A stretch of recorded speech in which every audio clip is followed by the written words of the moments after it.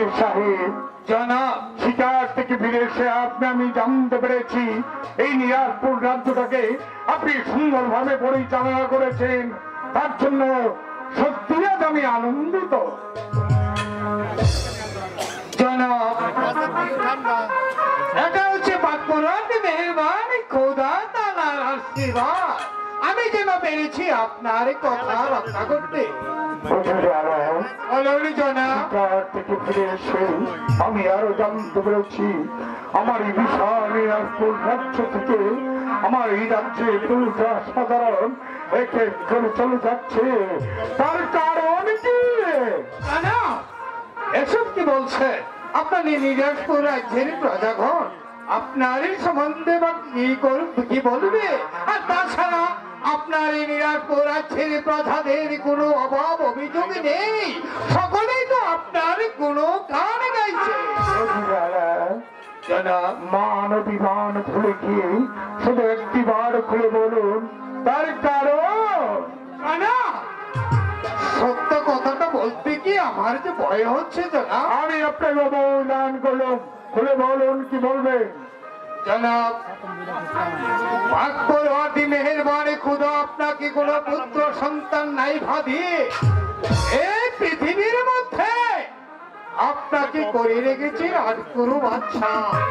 তাই তো আপনার এই নিরাজপুর রাজ্যের প্রজা সাধারণ বলছে আপনার মুখ দর্শনে নাকি হাজারো জনতার অন্ন জোটে না। তাই তো আপনার রাজ্যের প্রজাদের সংকল্প আপনার রাজ্য ছেড়ে তারা চলে যাবে অন্য রাজ্যে। তাই তো তারা শুধু তারা প্রজারা নয় যারা এ কথাটা জানাব আমিও বলছি আমার অন্যে সৌচিতাবি করে আর আজ তোর বাড়ি দাঁড়িয়ে এই কথা বলার সাহস আপনি কোথায় পেয়েছেন? যান যান এই মুহূর্তে বেরিয়ে যান।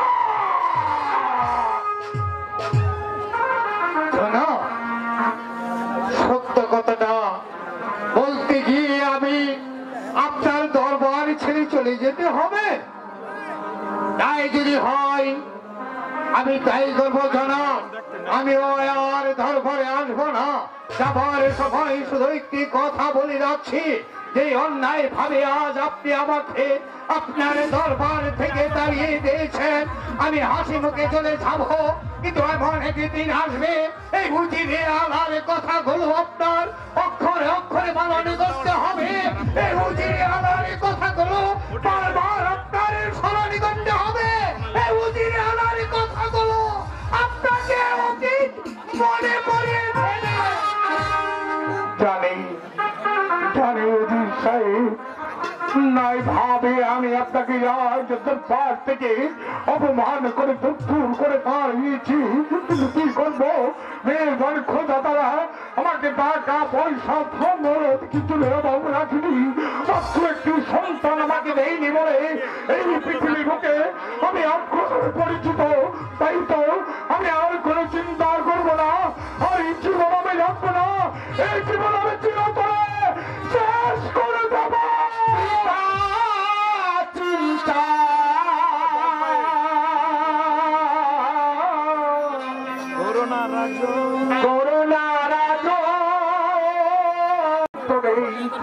যেখানে এক অপর বাচ্চার আপন বলতে কেউ নেই, তাই তো এসেছি আমি নির্জন কাননে। যেখানে এক অপর বাচ্চার জন্য এক ফোঁটা চোখের জল কেউ ফেলবে না। কিন্তু কেন কেন জমে কাননে? মেহরবান খোদা তারা আমাকে টাকা পয়সা সম্বল কোনো কিছুর অভাব রাখেনি। মাত্র তুই সন্তান আমাকে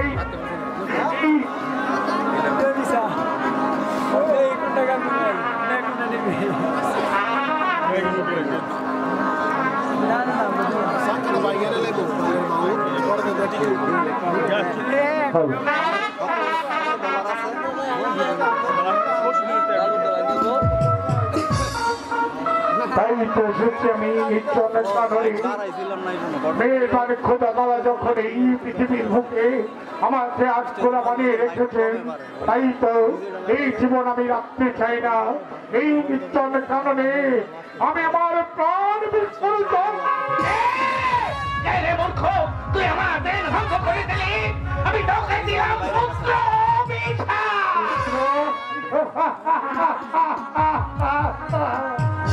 মণিবর, এই পৃথিবীর বুকে যে আমার কোনো সন্তান নেই, তা সন্তান হবে। আমার সন্তান হবে। আরে মূর্খ, মনের বাক্য কখনো লঙ্ঘন হতে পারে না। তা সন্তান হবে। তাই হবে।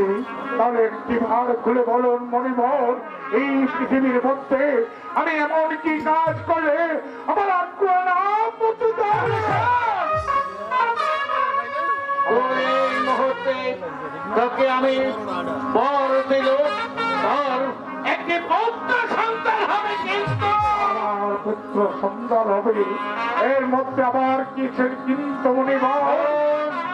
তোর পুত্র সন্তান হবে 12 দিনের শিশু সন্তানের সাথে 12টি বৎসরের যুবতী কন্যার বিয়ে দিতে হবে।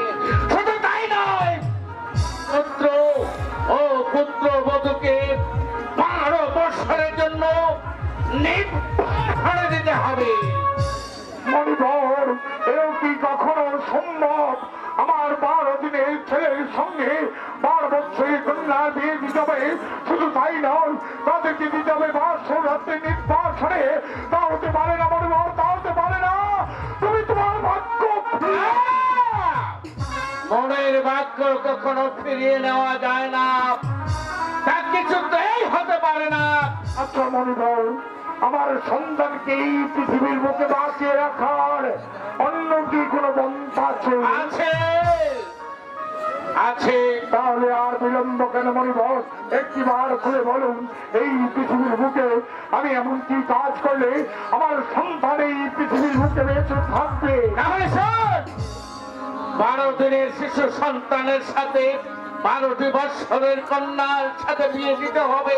শুধু তাই নয়, পুত্র ও পুত্রবধূকে বিয়ে রাত্রে 12 বছরের জন্য নির্বাসনে দিতে পারবে। তার পুত্রের বড় মাই হবে 112 বছর। ওকে দেখ, মানে যেন আগুন ধরেছে। আগুন আগুন আগুন! ওই তো মণিবর চলে গেল। এসেছিল মামাই নিশ্চল কানারে আমি আমার প্রাণ বিসর্জন যাবো বলে ওই মণিবর বলেছে আমার একটি পুত্র সন্তান হবে। তাহলে আমি কেন আমার প্রাণ বিসর্জন দেব? আমি আমার স্ত্রী যাবো ওই নীলার বলে, তারপর আমি বেগমের কাছে গিয়ে সব